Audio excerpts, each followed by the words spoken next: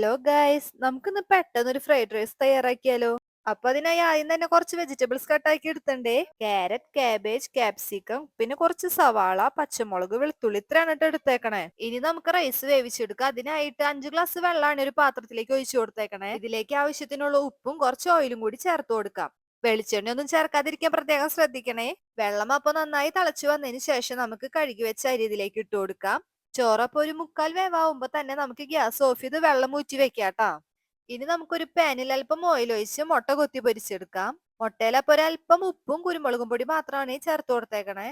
ഇതിനി നമുക്ക് നന്നായി ഇളക്കി കൊത്തി പൊരിച്ചെടുക്കാം.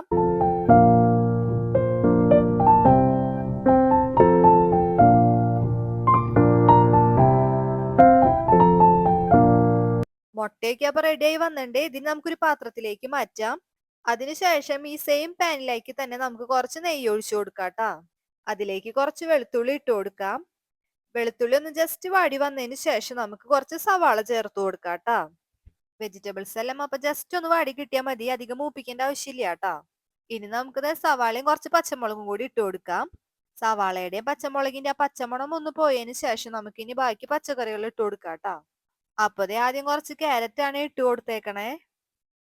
ഇനി നമുക്ക് ക്യാപ്സിക്കം ചേർത്ത് കൊടുക്കാം. ഇനി കാബേജും കൂടി ചേർത്ത് പച്ചക്കറിക്ക് ആവശ്യമായി ഉപ്പിട്ട് കൊടുത്തതിന് ശേഷം നന്നായി മിക്സ് ആക്കി എടുക്കാം.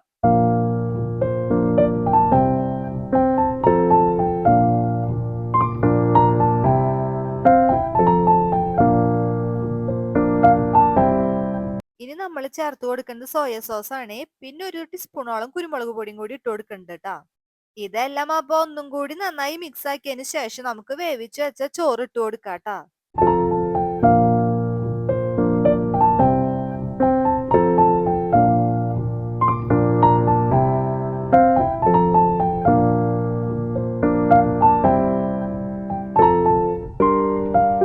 റൈസും വെജിറ്റബിൾസും അപ്പൊ എല്ലാം നന്നായി മിക്സ് ആയി വന്നിട്ടുണ്ട്. ഇനി നമുക്ക് കൊത്തി പൊരിച്ച മുട്ടയും കൂടി ഇട്ട് കൊടുക്കാം. ഒന്നും കൂടി അപ്പൊ എല്ലാം മിക്സ് ആക്കി എടുത്തതിന് ശേഷം നമുക്ക് ഒരു 15 മിനിറ്റിനോളം ഇത് അടുപ്പത്ത് തന്നെ വെക്കാട്ടോ. അപ്പോഴേക്കും നല്ലൊരു ഫ്ലേവർ തന്നെ നമ്മുടെ റൈസിൽ കിട്ടൂട്ടാ. അപ്പൊ ഇത്രയ്ക്കുള്ളൂ നമ്മുടെ ഫ്രൈഡ് റൈസിന്റെ റെസിപ്പി. സിമ്പിൾ അല്ലേ? കുക്കിംഗ് ഒക്കെ പഠിക്കണവരപ്പൊ വേഗം ട്രൈ ചെയ്ത് നോക്കിക്കോ.